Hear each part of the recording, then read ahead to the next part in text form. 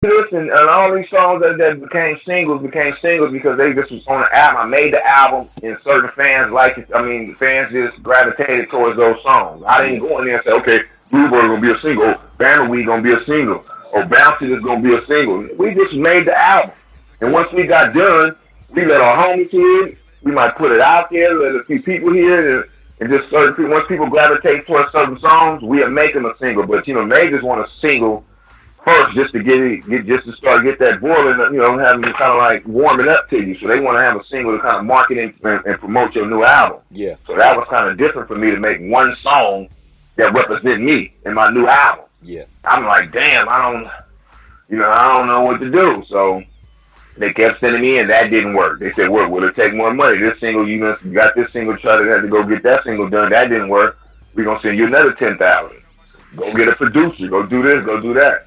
And I was just like, at that point, I was just mad as fuck. I'm like, man, I'm ready to just go independent because a lot of niggas was being independent at the time. Yeah. Get Low, JT, and all these dudes doing independent things, and I was just like, man, let me go back to my thing. Man, I can go over here to City Hall. City Hall was cracking. You had Bayside cracking. So I'm like, man, fuck this shit. I'm finna just go on and just trying to give it in. So what I did was I gave him a shitty single on purpose. And what happened was, when I talked to my lawyer, he said if they don't want to put you out, they got to buy you out for $325,000 in order to get out of them 2 albums. Yeah. That they mandatorily got to put out. So that's what I tried to go for. I gave them a shitty single. They said, well, we're gonna shelf you. We're gonna put you on the shelf until we figure out what to do. And I'm telling Mike Cameron, once you just drop it. So they tried to shelf me for about a year or so. I started working on independent stuff, and then me and my lawyer got back. They gave my lawyer the runaround for a while before they ended up dropping us, and we tried to sue them, and it took a while to even try to sue them. And we just kind of left it at that, because my lawyer bill got up to about $60,000-$70,000. You know what I mean? I owe him about $60,000-$70,000 out of that 3-something. And it still left us in the air. You know what I mean? I just couldn't afford it to go along and keep on trying to sue them because they powerful. They got money. Yeah, they got money. They got big lawyers that get to send in your lawyer all type of stuff to where he got to go back to the books and figure out how to get around that shit. So it just became a while, and then it just got to the point where me and Mike Cameron ended up talking. And I'm like, dude, I'm ready to let bygones be bygones. As long as y'all ain't gonna stop nothing I got going on. I'm just trying to let everything go, man. I ain't really tripping. I just don't want y'all stopping what I'm trying to do. He like, man, right now if you got a deal, we ain't tripping. You can press up eye for an eye. You can do whatever. I'll give you clearance on all that. Oh, okay. We ain't tripping. You can put out an album. You can go sign with whoever. We just gonna let you go and leave it at that. He said, I understand all the stuff you done been through, losing your friend, and so we just did it like that. I let it go. You know what I mean? I just kind of walked away from it. Now, during all this, is that when Hitman got killed? Yeah, exactly. Okay. During all that, no, Hitman got killed a little after that. Okay. Hitman got killed after I moved on. We put out H2O, his solo album. That did pretty good up on City Hall. We went and released that through City Hall Records. Yeah. That did pretty good. We released that in '99, and then we worked on the Hostile Takeover album in 2001. That did hella good. And, but that was actually the last album to do real well. Because on the independent level, that album still sold like almost 40,000 units. It sold like 30-something thousand units. Yeah. Like 38, 35. I forget what the final numbers was before Bayside crumbled. Yeah. But I released a couple projects through there, and then what happened was Hitman started going back to Hunters Point. He started going back over there, hanging out. He was staying with me, pretty much in the studio all the time, nonstop. But then he started, him, my brother, all of them started missing the block. They wanted the block and wanted to hang back over there in Hunters Point and all that. So he went back over there and started hanging out, and he pretty much started messing with me for a minute. I done seen he wasn't really coming around for about 2 years. A lot of people thought he was still around me hanging out, but I was on a whole different mission with military-minded Young Thug and NOH and them. So we was doing our own thing, working on projects. I was working on Prime Minister, I believe, Prime Minister, and pretty much we got the word that he got killed. I believe that was '04. About a year ago, because after we put that out in '01, he left at the end after we promoted that album and came back around '02. He started hanging back out in Hunters Point. He was over there for about 2 years, not coming to my studio. He started working on his own album with TC and Enhancer. Okay. Over there. And yeah, then he got killed in 2004. But I had another album that I've been sitting on. I got like about 11, 12 songs that I never put out. That's dope as hell. Okay. That's like a continuation of his first album, Solo Creep. Okay, yeah. He started working on some other stuff, so, you know, we ended up, we fell out a little bit, you know what I mean, to where I would call him, and I'm over here, and I got a crew now I'll take care of over here, and I'm like, dude, crew? I'm like, dude, come on. You need to be in the studio working on your album. I got Walter asking for another album. He's ready to pay you some money for it, and this and that. And what he started thinking was he could take the album in on his own and get the money that I was getting from him. You know, but I could take the album over there of his. I can leave out with like $50,000. Walter give me a check for $50,000. Like, yeah, but here, you Black C though. Promotion and this and that. You Black C. He know you. So he know what you. He thought he can do it. Yeah. Yeah, he was dope, but Walter wasn't going to do it. When I told Walter, I'm like, well, Hitman working on his own album without me. He's thinking that he can come in here. I guess he felt he going to come in here and talk to you on his own. He like, man, I'm not going to give him I'm not going to do nothing with him without you being a part of it. That was the whole purpose of him having R.B.L. Presents and you being a part of it. I want that same chemistry that y'all did on the last two albums. I'm like, well, it ain't none of that. I ain't producing none of it. I'm like, R.B.L. Presents ain't going to be on it. And you know, it is what it is. So a lot of people didn't know that we fell out like that when he got killed. He went on his own doing dumb stuff, and I just wasn't supporting that. Yeah, I feel you. You know what I mean? I feel you. You been, shit. At that point, you've been through a lot. Yeah, at that point, you've been through all that shit. You ain't trying to, you know, a smart nigga ain't trying to go through that shit for the rest of his life, man. You know what I'm saying? Exactly. And at that time, you know, he was hanging with my brother. You know, I was my little brother up, you know. Yeah. I wasn't mad at them. They was missing it. They wanted to be a part of something else, and they started at their own record label, A+ Entertainment. Yeah. And him and Hitman went over there trying to use all my same resources, thought that they can go to TC and Enhancer, get my sound, and try to recreate what I created. But when they went over there, it wasn't the same, you know. Even the album that he got, when my brother tried to bring shit back to me after he got killed, he was like, man, you know, I'm sorry. I feel like I got Hitman killed, this and that. You know, I feel like it was all my fault. I should have kept him over here in the studio. You know, I want you to hear go his album, here go 10 songs you could put with his other ones. They just didn't fit. It was just different. You know what I mean? It just wasn't the same. I didn't even want that shit. I was just like, I'm cool, I'm sitting on all that shit right now. I got about 20 songs that nobody never heard of Hitman that I ain't put out. I ain't did nothing with it. I just been sitting on it. Then you had his family too. At the time, they was calling me thinking that they was on some like Suge Knight type Tupac shit, thinking that I had him killed to keep everything. And I'm like, wait a minute, he ain't even been out here in 2 years. You know what I mean? It was a lot of shit going on, man, that I've been through dealing with this shit and people dying. Even Mr. C with his mom, she thinking I was working with Jason and all type of shit. Like, why he ain't never got paid? Why he ain't got no checks? And he was complaining about money. And I'm like, that ain't had me and him was complaining about money. We both was over there arguing with Jason.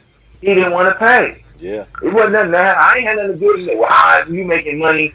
You put out Hitman, and they got, I see one album that got Mr. C name on it that say executive produced by Hitman, by Black C and Mr. C. I was just doing that out of respect as a tribute to my dude. Yeah, right. He ain't had nothing to do with Right Way. Right. Mr. C was repping Right Way, but he wasn't putting in no money to put out nothing. I'm like, that was all me. I used my money that I got from the streets and from the music, and I put it to use. He got his checks, and he went and bought cars and shoes, and you know, he wasn't used to having money like that. Mr. C didn't come from the streets like I was. I was hustling. I done seen 20, 30,000 on the street. Right. Easy. You know, he didn't see that. This was the first time when he got a check for 5,000. He looked at that like, damn, this hella money. You know what I mean? I'm looking at it like, shit, that ain't nothing. I done been through that before. You know what I mean? Ran through 5. Like, it's nothing. I done had 5, 6, 7 flip cars at the time. You know what I mean? It's like, he wasn't used to that. Yeah, I remember the same thing with Hitman. Yeah, I remember your drop Lark on things.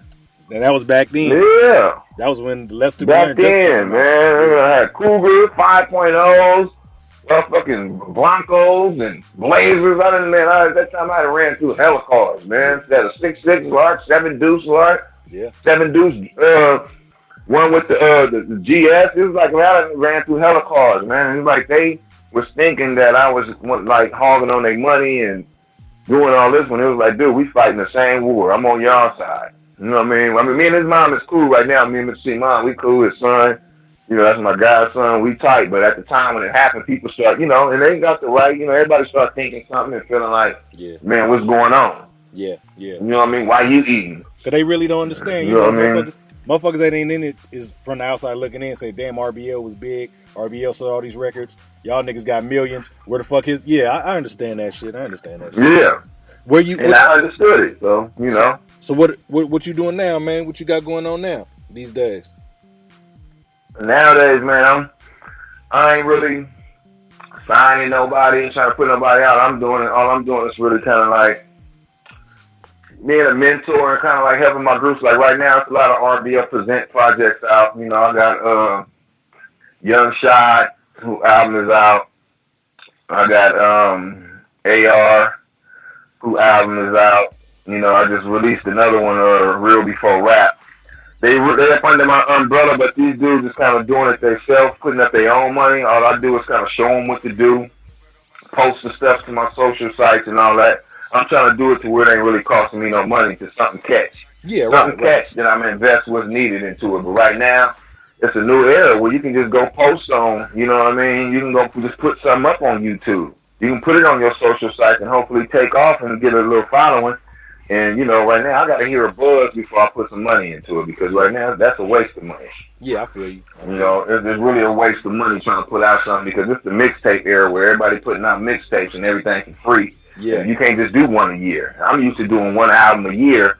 Really, I was going to be doing one album every 2 years. Yeah. Because I really like to work on stuff and get my quality now. Now it's so fast. It's fast food. It ain't like preparing a big old soul food feast, like a big old Thanksgiving feast. That's how I looked at the 90s rap and all our music when we used to work on it. You know what I mean? It took time. Whether it was on reel-to-reel 8-acts, we still got producers in there who did our hooks right. We did the mixing and mastering right. Nowadays, this is kind of like you can Fruity Loops real quick, Pro Tools, and throw it together real fast. You go in there and drop a whole album within a week and put together a whole album in a week and then drop it at the end of the week and, move on to the next mixtape. It's like 6 albums a year. And it's like, it's too fast paced for me to keep up. You know what I mean? Because I take time when it comes to writing and all that. I like my shit to be right. Hell yeah. You know what I mean? Quality from top to bottom. Lyrics, everything. You know what I mean? So I'm just moving merchandise. We got a lot of old heads that really love R.B.L. Oh, yeah. That represent R.B.L. So we got a lot of, like, Don't Give Me No Bammer shirts and Bluebird shirts and a lot of our sayings and stuff like that. We done got shirts and stuff did to where I've been making a lot of money off that stuff. I've been doing licensing deals with skateboard companies. Like we got like 2-3 skateboard companies we done did licensing deals with. We got a few people using our songs on different DVDs and stuff that I done licensed a few songs to. Even G's by the 1-2-3s, this one skateboard dude called me to get that license with us on it. Yeah. For his DVD, for his it's a skateboard DVD he wanted to use it on. Okay. One of the skateboarders' parts he called to get it cleared on and use it on their DVD, so I did that deal. We just did a deal with Iggy Azalea that's still in the works that we're about to finalize, because she used Bluebird on her new album that's coming up. Oh, is that right? So, yeah, Iggy Azalea used it on one of her songs that's going to come out on this new album. I forgot what it is. Hopefully it come out. That's big. Her going through all type of tax stuff and all that. And then we just licensed the song to Action Bronson. He want to use Bammer Weed. He got a new show called Fuck That's Delicious or something on Vice Channel, or Damn That's Delicious or something. It's a little food show. Action Bronson did the little rapper from New York. Yeah. What they say sound like Ghostface or whatever. He had beef with Ghostface. He got a show. Yeah. He got a show called I think it's Fuck That's Delicious. Okay. So he using that, and I guess he coming to San Francisco and he want to use Bammer Weed while he in San Francisco on a segment on the part. So we just licensed that. So I've been doing a lot of stuff like that. That's been keeping them checks rolling in, and basically our digital, man, just keep me going. Every 420, our album just sell like crazy. It do good. That's what's up. Every 420, man, Bama Weed just spike up. I just can't believe how old music steady said. I'm so blessed to be part of that golden era people call, in the 90s where we came out and people from that era still buy that music, man. Yeah, you're right, man. It's just like crazy. I'll be looking at these checks coming in. I'll be like, damn, this shit. Still I thought it'd stop or slow up, but it's just constantly nonstop. Nice checks coming through. Yeah. So. What's up? Shit, man. I can sit here and talk to you all day, man. You my brother, man. I've been knowing you since the 90s. Man, it ain't been nothing but love since we met for 20-something years, man. I'm a fan of yours. Yes, sir. I'm a colleague of yours. You inspire me. You inspire my group. You inspire my music. Before we go, man, man, let everybody know about how to get your merchandise, your websites, all your connections. And, man. Oh, okay. Yeah, all they got to do is, the fastest way is just go to RBLPosse.com, www.RBLPosse.com.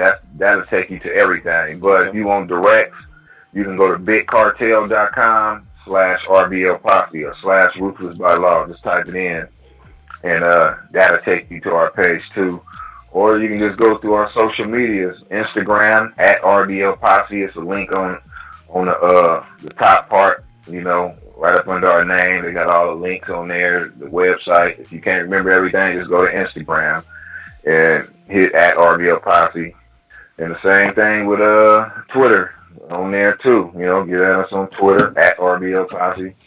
And Facebook too. Facebook /RBLPosse. And everything is on there, man. The 3 sites right there, is good. All you gotta do is go through there and pretty much, it'll take you to get all the merchandise. Our 20th anniversary shirts, no banner shirts, scarves, or RBL scarves, Bluebird shirts, everything, man. So, yep. Man, I'm there to get everything. Man, it was good talking to you, my brother. I ain't talked to you in a while. Man, we definitely need to keep in touch, man, and link up, man, because you one of the smartest niggas I've ever known in the game. And, like I say, I'm a big fan of your shit, man, for real. Appreciate it, bro. Appreciate it. Yeah, everybody go get that Still Ruthless, man. That Black Sea Still Ruthless, man. You can check it out. Just listen to the snippets, man. They guarantee you, any fan of the early 90s R.B.L. and the early 90s mob funk type sound that everybody, man, it's like a continuation of Ruthless by Law. You know what I mean? So, go on and get that, man. And, yeah, man, much love to you. You and Mactina always, man, got love for me. You can hit me up anytime for anything, man. So, sure. Man, keep it pushing. I'm happy to see you doing this thing, man. You know what I mean? Keeping that exposure going for us OGs, man. Right on, shit. This show that I'm interviewing you for, man, this whole show is dedicated to y'all. I'm gonna play all y'all music. So, some new shit y'all got. Send me about 3 tracks of your new album, so I can put that on there too. Yeah, man, definitely get some of that new stuff on there, man. Yeah, I'm about to text you. All my anything from my solo albums, man. They all fire, so I ain't mad at you. But the last album, Still Ruthless, I definitely want you to drop some stuff in that, man. For definitely, sure. For sure. Let them hear some of that. I'm gonna text you I'm gonna text you the email when I get off the line with you. But I'm already bumping your 70s Baby and your City of God. I'm already bumping that. Okay, for sure. Man. Yeah, YouTube too. All our videos on YouTube under Black Caesar. YouTube.com/Black Caesar. Black C ZA. Black C with a ZA at the end. Okay, for sure. Man, it's been a pleasure, Black C, R.B.L. Posse, man. Man, I'm gonna holla at you, man. Stay up, bro. One love, baby. One love. Much love. Yeah.